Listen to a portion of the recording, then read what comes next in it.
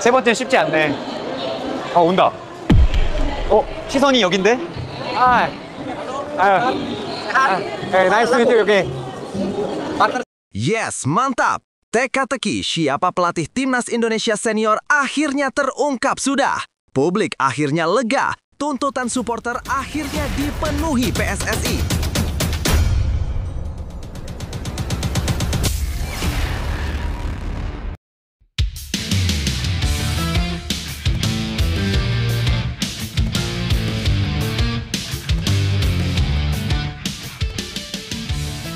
Yes, mantap!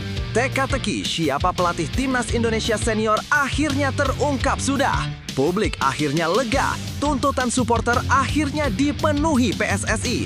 Timnas Indonesia akan main lagi hari Jumat. Skuad Garuda akan menghadapi Oman dan pemenangnya akan otomatis ke Piala Dunia. Tak mau kehilangan kesempatan kedua ini. PSSI gerak cepat tunjuk Shin Tae-yong kembali melatih Timnas Indonesia. FIFA Matchday bulan Maret 2026 jadi debut Shin Tae-yong latih Timnas Indonesia.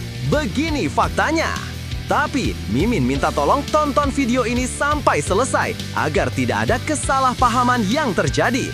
Dan tak bosan-bosan juga, tolong like dan share video ini ke media sosial kalian agar semua orang tahu apa yang sedang terjadi.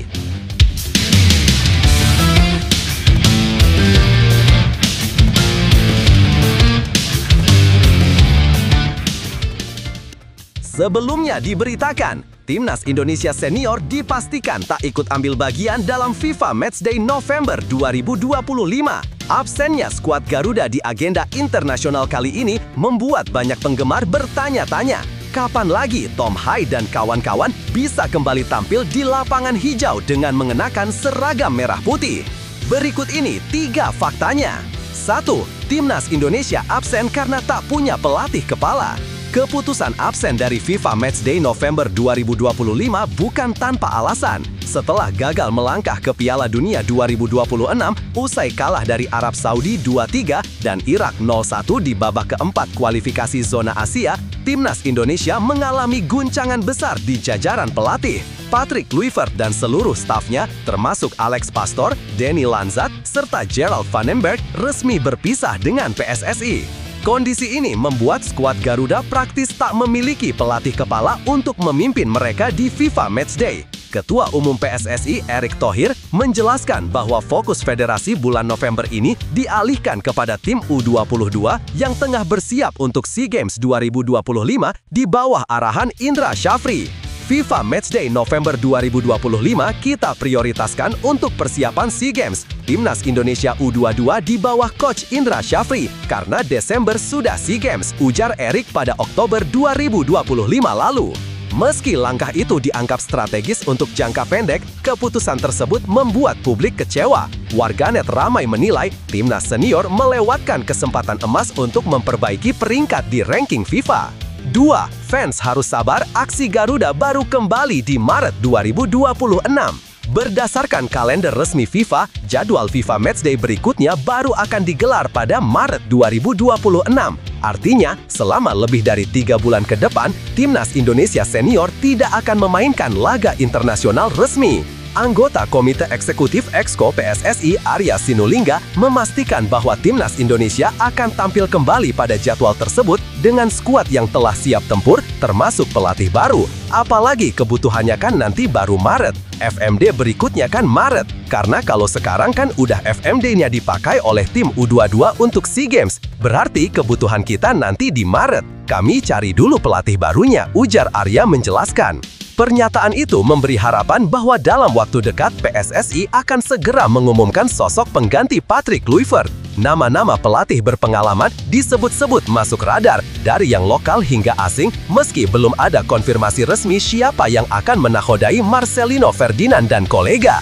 3. Momentum rebuild. Saatnya Timnas Indonesia berbenah total. Absennya Timnas Indonesia dari FIFA Matchday November 2025 bisa jadi momen refleksi dan pembenahan besar-besaran. Setelah kegagalan di kualifikasi Piala Dunia, publik menuntut PSSI agar memperbaiki sistem pembinaan dan penentuan pelatih agar lebih selektif dan berorientasi jangka panjang.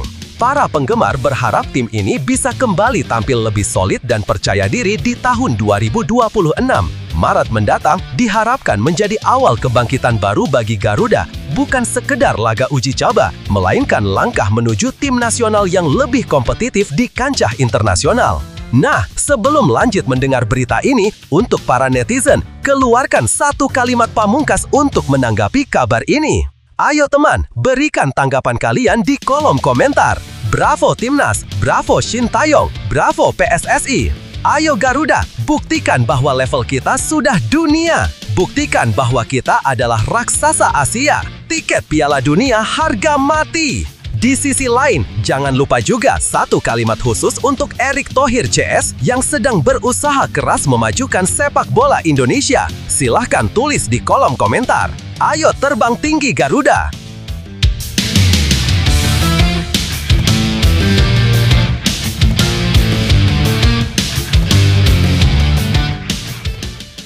Mari kita lanjut teman-teman. Absennya Timnas Indonesia di FIFA Matchday November 2025 sebenarnya menyimpan dua sisi yang kontras. Di satu sisi, keputusan itu jelas mengecewakan banyak penggemar yang haus melihat aksi para pemain terbaik Garuda di level internasional. Publik merasa kehilangan momen penting untuk menguji kekuatan tim setelah tersingkir dari kualifikasi Piala Dunia 2026. Apalagi, momentum untuk memperbaiki peringkat FIFA juga hilang begitu saja.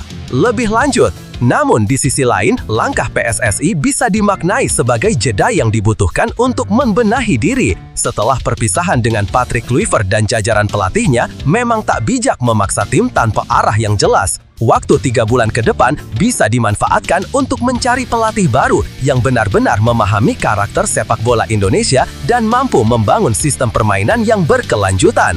Situasi ini menjadi ujian kedewasaan bagi sepak bola nasional. Jika jeda ini dipakai untuk introspeksi dan perencanaan matang, Timnas Indonesia justru bisa bangkit dengan lebih kuat pada Maret 2026. Tapi jika hanya berlalu tanpa strategi, publik bisa semakin kehilangan kepercayaan. Saatnya PSSI membuktikan bahwa langkah mundur ini adalah strategi untuk lompatan besar di masa depan. Jangan dulu kecewa, karena setiap jeda selalu membawa kesempatan untuk bangkit lebih kuat. Timnas Indonesia mungkin tak turun di FIFA Matchday kali ini, tapi justru di balik keheningan lapangan itulah fondasi masa depan sedang dibangun. Kadang, kemenangan besar dimulai dari langkah mundur yang penuh perhitungan. Garuda memang tengah menunduk, tapi bukan berarti kalah. Ini saatnya memperbaiki arah terbang, menajamkan cakar, dan menyiapkan diri untuk melesat lebih tinggi. Ketika Maret 2026 tiba, biarlah dunia melihat bahwa Indonesia tak sekedar kembali, melainkan datang dengan semangat baru, mental baja, dan tekad untuk menulis babak kebangkitan yang sesungguhnya. Tersingkir tapi tak tumbang. Inilah agenda rahasia Garuda Asia setelah Piala Dunia U17 2025. Sebelumnya diberitakan, Timnas U17 Indonesia resmi tersingkir dari ajang Piala Dunia U17 2025 meski menutup laga terakhir dengan kemenangan bersejarah 2-1 atas Honduras. Harapan untuk lolos ke babak 32 besar pupus setelah Paraguay dan Uganda meraih hasil positif di grup masing-masing. Meski begitu, perjalanan Garuda Asia belum berakhir. Justru dari kegagalan inilah babak baru dimulai. Dan berikut 3 faktanya. 1. Lolos otomatis ke Piala Asia U17 2026. Meski gagal melangkah jauh di Piala Dunia, Timnas U17 Indonesia tidak pulang dengan tangan kosong. Prestasi sebagai perempat finalis di Piala Asia U17 2025 dan lolos ke Piala Dunia U17 tahun ini memberi bonus besar, tiket otomatis ke Piala Asia U17 2026. Ajang bergengsi ini akan digelar di Arab Saudi pada Mei 2026 dan Indonesia sudah memastikan tempat di putaran final tanpa harus menjalani babak kualifikasi. Hal ini menjadi kesempatan emas untuk membangun tim baru dengan semangat dan sistem yang lebih matang. Mengingat format turnamen kini digelar setiap tahun, bukan 2 tahun sekali seperti sebelumnya, maka regenerasi pemain akan jadi tantangan utama PSSI dan jajaran pelatih. 2. Regenerasi besar, hanya 4 pemain yang bisa bertahan. Kabar kurang menggembirakan datang dari sisi skuad. Mayoritas pemain yang tampil di Piala Dunia U17 2025 sudah tak lagi memenuhi batas usia untuk turnamen tahun depan. Hanya 4 pemain kelahiran 2009, Mike Rajasa, Mierza Firjatullah, Matthew Baker, dan Eizar Tanjung yang masih bisa memperkuat tim. Artinya, PSSI harus menyiapkan generasi baru Garuda Asia dalam waktu yang relatif singkat, hanya 7 bulan. Tantangan regenerasi ini tak hanya soal fisik dan taktik, tapi juga soal mental dan pengalaman. Generasi Evandra Florasta dan kawan-kawan sudah menorehkan sejarah dengan kemenangan pertama Indonesia di Piala Dunia U17, dan kini tongkat estafet itu akan diteruskan oleh wajah-wajah baru yang siap mengibarkan merah putih di level Asia. 3. Nasib Nova Arianto masih abu-abu. Salah satu tanda tanya terbesar pasca turnamen ini adalah nasib Nova Arianto, sang pelatih kepala Timnas U17. Ia disebut-sebut akan naik jabatan menjadi pelatih Timnas U20, namun belum ada keputusan resmi dari PSSI. Kalau ke depan sekali lagi saya masih belum tahu ya, ujar Nova usai laga kontra Honduras. Karena setelah ini pastinya kita akan melakukan evaluasi lagi apa yang kita lakukan selama di Piala Dunia. Evaluasi ini akan menjadi kunci arah pembentukan tim baru. Jika Nova naik kelas, maka PSSI perlu mencari sosok baru yang bisa melanjutkan filosofi permainan menyerang dan penuh determinasi yang mulai tumbuh di skuad muda ini. Di sisi lain, publik juga harus mulai melihat keberhasilan ini dari perspektif yang lebih luas. Timnas U17 bukan hanya soal hasil di turnamen, tetapi investasi jangka panjang bagi masa depan sepak bola Indonesia. Setiap kemenangan, setiap kekalahan, bahkan setiap evaluasi adalah bagian dari proses besar menuju kedewasaan sepak bola nasional. Langkah selanjutnya akan sangat menentukan arah masa depan Garuda Asia. Regenerasi menjadi kata kunci yang tidak bisa ditawar.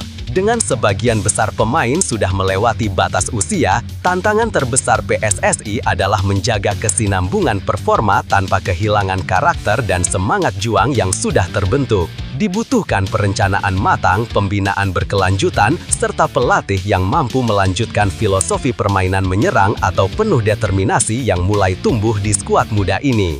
Di sisi lain, publik juga harus mulai melihat keberhasilan ini dari perspektif yang lebih luas. Timnas U17 bukan hanya soal hasil di turnamen, tetapi investasi jangka panjang bagi masa depan sepak bola Indonesia. Setiap kemenangan, setiap kekalahan, bahkan setiap evaluasi adalah bagian dari proses besar menuju kedewasaan sepak bola nasional.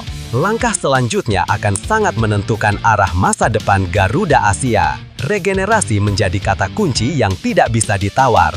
Dengan sebagian besar pemain sudah melewati batas usia, tantangan terbesar PSSI adalah menjaga kesinambungan performa tanpa kehilangan karakter dan semangat juang yang sudah terbentuk.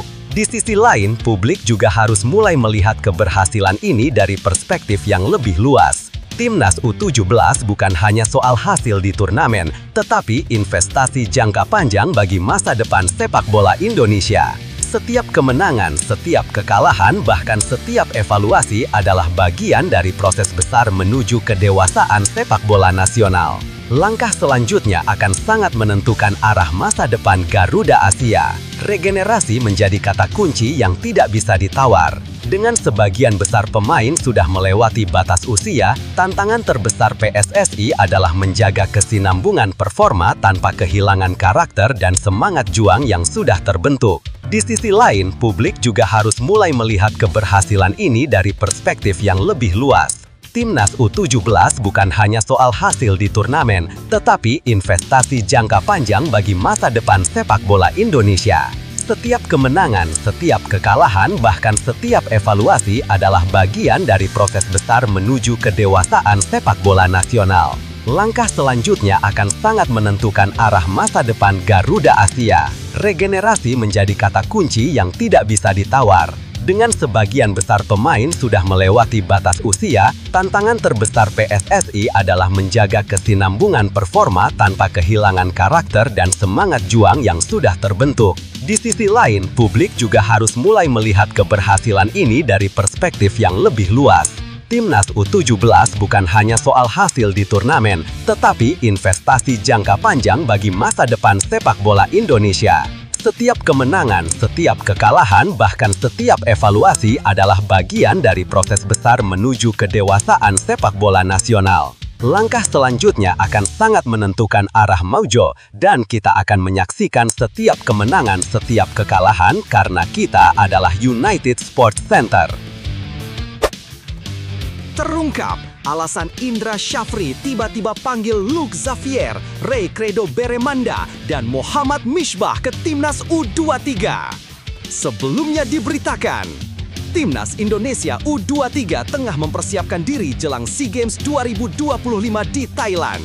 Di tengah proses seleksi yang sudah berjalan, pelatih Indra Syafri secara mengejutkan menambah 3 nama baru dalam daftar pemain, Luke Xavier Cat, Ray Credo Beremanda, dan Muhammad Misbah. Ketiganya merupakan pemain diaspora yang kini bermain di luar negeri. Lalu, apa alasan dibalik keputusan ini? Berikut 3 faktanya. 1. Panggilan khusus untuk 3 pemain diaspora. Langkah Indra Syafri menambah 3 pemain diaspora membuat perhatian publik tertuju pada Timnas Indonesia U23. Sebelumnya, sebanyak 30 pemain telah dipanggil untuk menjalani pemusatan latihan di Jakarta. Namun, dalam sesi latihan di Stadion Madia pada Selasa, 11 November 2025, muncul 3 wajah baru, Luke Xavier Cat, Ray Credo Beremanda, dan Muhammad Misbah. Ketiganya merupakan pemain diaspora yang kini bermain di luar negeri. Lalu, apa alasan dibalik keputusan ini? Berikut 3 faktanya. 2. Sudah lama dalam radar tim pelatih. Indra Syafri mengakui bahwa tim kepelatihan telah mengikuti perkembangan ketiga pemain tersebut sejak lama. Menurutnya, kesempatan diberikan agar mereka bisa menunjukkan kemampuan secara langsung di hadapan pelatih dan staf teknis Timnas U23. Kenapa kami memberikan kesempatan dan kami panggil? Karena memang waktu itu kami diminta untuk melihat langsung ke sana, tapi kami tidak punya waktu. Dan kami ingin pastikan karena untuk jadi pemain tim nasional itu adalah hak dan kewajiban, dan saya tidak mau tercecer, ujar Indra di Stadion Madia, Jakarta. Pelatih asal Sumatera Barat itu menambahkan bahwa penilaian terhadap pemain akan dilakukan secara objektif melalui data dan performa di lapangan. Kalau memang dia bagus, pasti akan kami panggil resmi nanti setelah kami tentukan di internal game besok, sambungnya dengan tegas. 3. Seleksi ketat demi skuad terbaik ke SEA Games 2025. Dengan total 33 pemain, Indra Syafri memastikan proses seleksi kali ini akan berlangsung lebih ketat dari sebelumnya. Ia dan tim pelatih akan menilai pemain melalui pertandingan internal serta analisis data kesehatan, fisik, dan komposisi tubuh in-body. Ya, mulai besok setelah internal game, kita secara perlahan untuk bisa mengerucutkan para pemain dan kami sudah mengambil semua data kesehatan, data fisik, dan juga data in-body, kata Indra. Ia menegaskan bahwa keputusan akhir nanti akan berbasis data agar tidak ada kesalahan dalam memilih pemain yang layak memperkuat Indonesia di SEA Games Thailand. Selain itu, Garuda Muda dijadwalkan menghadapi 2 laga uji coba penting melawan Mali U23 di Stadion Paksari, Bogor pada 15 dan 18 November 2025. 2 laga ini menjadi ujian nyata bagi para pemain baru, termasuk Luke, Ray Credo, dan Misbah, untuk membuktikan apakah mereka pantas mengenakan seragam merah putih di ajang internasional. Lebih lanjut, pemanggilan 3 pemain diaspora oleh Indra Syafri menjadi sinyal kuat bahwa Timnas Indonesia U23 sedang bergerak menuju era baru yang lebih terbuka dan kompetitif. Langkah ini menunjukkan bahwa pelatih tak ingin terpaku hanya pada pemain yang berkarir di dalam negeri, melainkan juga berani melihat potensi dari luar yang bisa membawa warna berbeda bagi Garuda Muda. Keputusan ini juga menggambarkan bagaimana Indra ingin memastikan setiap pemain punya peluang yang sama selama memenuhi standar kualitas dan komitmen untuk membela merah putih. Dengan proses seleksi yang berbasis data dan performa di lapangan, bukan sekedar nama besar, Timnas U23 diharapkan bisa tampil lebih solid dan matang saat menghadapi tantangan di SEA Games 2025. Situasi ini tentu menjadi dorongan positif bagi pemain muda di tanah air, bahwa untuk dilirik Timnas tak cukup hanya bakat, dibutuhkan disiplin, konsistensi, dan semangat berjuang.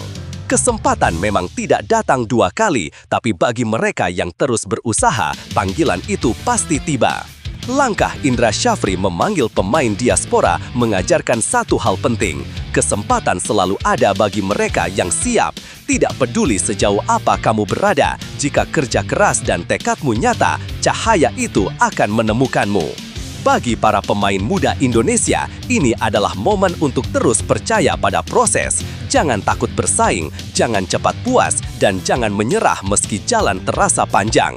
Dunia sepak bola tidak menunggu orang yang ragu, ia menyambut mereka yang berani tampil dan membuktikan diri. Ingat, seragam merah putih bukan sekedar warna, tapi simbol dari perjuangan dan kebanggaan.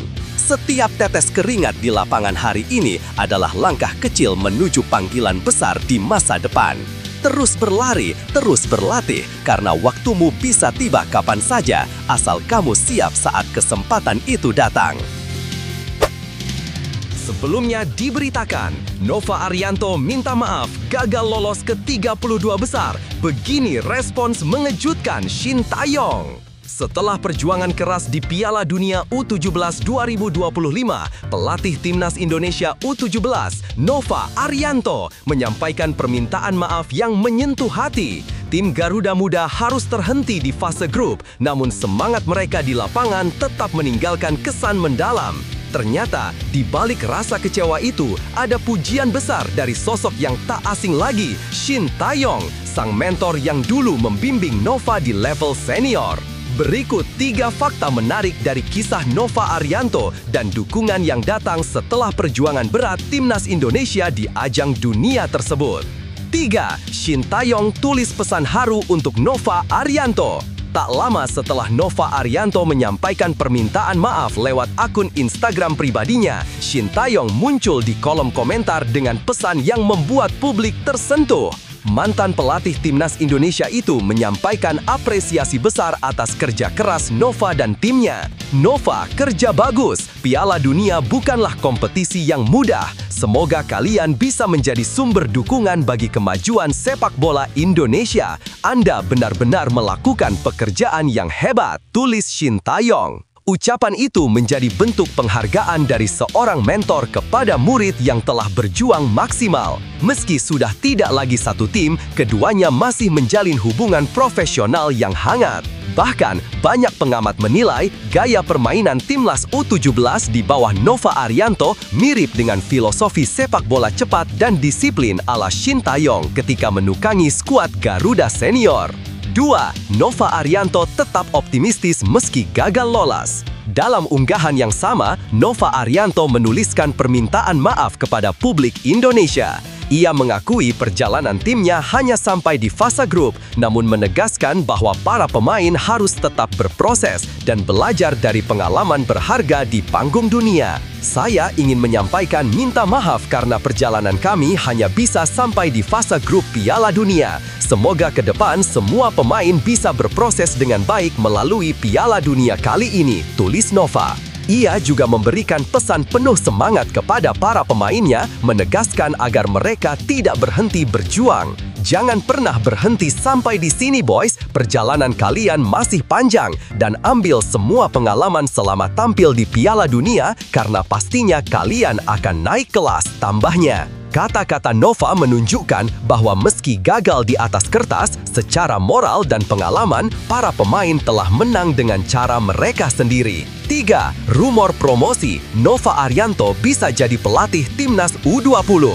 Meski masa depan tim U17 akan mengalami evaluasi besar, muncul rumor bahwa Nova Arianto akan dipromosikan untuk menangani Timnas Indonesia U20. Beberapa nama pemain muda seperti Matthew Baker, Mike Rajasa, dan Mirza Firjatullah juga disebut masih berpotensi membela timnas nasional di level berikutnya. Terkait rumor tersebut, Nova menanggapinya dengan tenang. Ia mengatakan akan menyerahkan seluruh keputusan kepada PSSI setelah proses evaluasi usai. Kalau ke depan saya masih belum tahu ya, setelah ini pastinya kita akan melakukan evaluasi lagi apa yang kita lakukan selama di Piala Dunia. Selanjutnya saya serahkan lagi kepada PSSI, ujarnya di Qatar. Nova yang kini berusia 47 tahun tampak fokus membangun karir kepelatihannya dengan pendekatan sabar dan realistis. Meski gagal membawa tim melangkah jauh, banyak pihak menilai Nova telah membuka jalan baru bagi regenerasi pelatih muda Indonesia yang berani tampil di level dunia. Lebih lanjut, situasi yang dialami Nova Arianto menunjukkan wajah sejati dari perjuangan sepak bola Indonesia. Tidak selalu menang, tapi selalu berani mencoba. Di balik kegagalan melangkah ke 32 besar Piala Dunia U17 2025, justru tersimpan banyak pelajaran berharga tentang arti tanggung jawab, mentalitas, dan komitmen terhadap proses pembinaan pemain muda. Nova tidak lari dari kenyataan, ia justru berdiri di depan publik dan berkata jujur bahwa perjuangan anak asuhnya belum cukup, tapi masih bisa tumbuh dan belajar. Respons positif dari Shin Taeyong juga memperlihatkan betapa pentingnya dukungan antar pelatih dalam membangun fondasi sepak bola nasional. Hubungan mereka bukan sekedar profesional, tapi emosional. Seorang mentor yang melihat muridnya berjuang dengan gaya dan semangat yang ia wariskan. Meski timnas U17 gagal melaju, atmosfer yang diciptakan Nova dan para pemainnya memberi sinyal kuat bahwa Indonesia tidak kekurangan bakat maupun semangat. Yang dibutuhkan hanyalah kesinambungan, dukungan sistem, dan waktu untuk berkembang. Dalam konteks ini, kegagalan bukan akhir cerita, justru awal dari babak baru untuk menyiapkan generasi emas berikutnya. Kegagalan Nova Arianto dan timnas U17 bukanlah tanda akhir perjalanan, melainkan titik awal dari kisah yang lebih besar. Setiap langkah di lapangan, setiap keringat yang menetes, dan setiap kekalahan yang dirasakan adalah bagian dari proses menjadi lebih kuat. Mereka sudah membuktikan bahwa Indonesia bisa bersaing di panggung dunia, dan itu bukan hal kecil. Jangan takut gagal, karena dari sanalah karakter terbentuk. Seperti kata Nova, perjalanan masih panjang. Anak-anak muda ini telah melihat bagaimana kerasnya persaingan dunia, dan pengalaman itu akan menjadi bahan bakar untuk masa depan mereka. Kegigihan mereka hari ini akan menjadi inspirasi bagi generasi berikutnya bahwa tidak ada keberhasilan tanpa proses, tidak ada kemenangan tanpa luka. Suatu hari, ketika bendera merah putih kembali berkibar di ajang dunia, semua perjuangan ini akan terasa berarti. Karena pahlawan sejati bukan yang selalu menang, tapi yang tak pernah berjuang. Kursi panas timnas masih kosong. Sebelumnya diberitakan, PSSI didesak tak tergesa ganti Patrick Kluivert. Ini 3 faktanya. Sebelumnya diberitakan, PSSI masih belum menentukan sosok pelatih baru untuk timnas Indonesia setelah berpisah dengan Patrick Kluivert. Kekosongan ini membuat publik penasaran, bahkan muncul suara agar federasi tak gegabah mengambil keputusan. Salah satu yang menyuarakan hal itu adalah mantan pemain timnas, Hamka Hamzah. Berikut 3 faktanya. 1. Kursi pelatih timnas masih kosong. Setelah kegagalan timnas Indonesia melaju ke Piala Dunia 2026, Patrick Kluivert resmi mengakhiri masa tugasnya bersama skuad Garuda. Padahal peluang Indonesia untuk menembus turnamen akbar itu sempat terbuka lebar. Kini kursi pelatih utama masih belum terisi dan menjadi sorotan publik. Hamka Hamzah mengingatkan agar PSSI tak terburu-buru menentukan penggantinya. Menurutnya, keputusan tergesa hanya akan berujung pada kesalahan yang bisa merusak pondasi tim yang sedang dibangun. Tidak usah buru-buru, takutnya nanti salah lagi. Jadi biar dimatangkan, pencinta sepak bola harus sabar, ujarnya di Jakarta. Hamka juga menekankan pentingnya menyiapkan banyak opsi agar pemilihan pelatih sesuai dengan kebutuhan pemain seperti Rizky Ridho dan kawan-kawan. Ia menegaskan bahwa regenerasi dan pembangunan tim harus berorientasi jangka panjang, bukan hanya untuk menghadapi satu turnamen semata. Boleh usulan nama-nama, tapi jangan buru-buru penentuannya. Ini jangka panjang, bukan mengharapkan turnamen gagal ganti lagi. Tambahnya dengan nada menenangkan. 2. Hamka Hamzah percaya pada PSSI. Meski kritis, Hamka tetap mempercayakan proses pemilihan pelatih kepada PSSI. Ia menilai federasi sudah memiliki mekanisme dan struktur yang memadai, terutama dengan kehadiran Alexander Zuir sebagai direktur teknik. Tidak usah melibatkan mantan pemain untuk pilih pelatih, kan sudah ada ranahnya di direktur teknik, karena mereka yang pantas. Kalau kami kasih masukan dari luar saja, kata Hamka. Menurutnya, mantan pemain sebaiknya berperan sebagai penyeimbang opini publik, bukan pengambil keputusan langsung. Ia berharap PSSI dapat mengedepankan visi jangka panjang dan memilih pelatih yang mampu mengembangkan karakter permainan Indonesia. Dukungan moral dari ex-pemain seperti Hamka pun menjadi bukti bahwa semua pihak ingin melihat Garuda kembali terbang tinggi. 3. Dampak kekosongan pelatih ke jadwal timnas. Kekosongan kursi pelatih tidak hanya berpengaruh pada rencana jangka panjang, tapi juga berdampak langsung pada aktivitas timnas Indonesia saat ini. Karena belum ada pelatih utama, timnas senior dipastikan tidak akan berpartisipasi dalam FIFA Matchday periode November 2025. Sebagai gantinya, PSSI menurunkan timnas Indonesia U23 untuk melakukan uji coba dan mempersiapkan diri menuju SEA Games 2025. Langkah ini dinilai strategis untuk menjaga ritme pemain muda sekaligus memberikan ruang bagi manajemen dalam menentukan arah baru timnas senior. Situasi ini menjadi masa krusial bagi PSSI, antara memilih segera untuk mengejar stabilitas atau menunggu agar keputusan berikutnya benar-benar matang. Dalam dunia sepak bola, terburu-buru bisa berujung gagal, tapi terlalu lama menunggu pun bisa mematikan momentum. Tantangan besar kini ada di meja federasi, dan seluruh mata publik menanti keputusan yang tepat. Apapun hasilnya nanti, satu hal pasti, sepak bola Indonesia sedang berada di titik penting. Momentum membangun dari kegagalan menuju kematangan. Jika keputusan kali ini tepat, bukan tak mungkin Garuda akan terbang lebih tinggi dari sebelumnya. Lebih lanjut, situasi kosongnya kursi pelatih timnas Indonesia saat ini ibarat dua sisi mata uang. Di satu sisi, publik merasa resah karena masa depan timnas nasional seakan menggantung tanpa arah yang jelas. Namun, jeda ini justru bisa menjadi momen berharga bagi PSSI untuk melakukan evaluasi mendalam, bukan sekedar mencari nama besar yang populer, melainkan sosok yang benar-benar memahami karakter sepak bola Indonesia. Pendapat Hamka Hamzah sangat masuk akal. Sepak bola modern tak lagi sekedar soal taktik, tetapi juga manajemen emosi, konsistensi, dan pembangunan jangka panjang. Terlalu sering berganti pelatih hanya akan menciptakan siklus instabilitas yang membuat pemain kesulitan beradaptasi. Karena itu, ketenangan dalam mengambil keputusan justru menjadi bukti tanggung jawab yang dewasa. Di tengah sorotan dan tekanan publik, PSSI perlu menunjukkan kedewasaan manajerialnya. Bukan sekedar cepat, tetapi tepat. Sebab, sejarah sudah berkali-kali membuktikan, tim yang sukses bukan tim yang sering ganti pelatih, melainkan yang sabar membangun pondasi. Dan mungkin inilah saat terbaik untuk membuktikan bahwa sepak bola Indonesia benar-benar ingin berubah, bukan dengan janji, tapi dengan tindakan yang terukur dan berkelanjutan.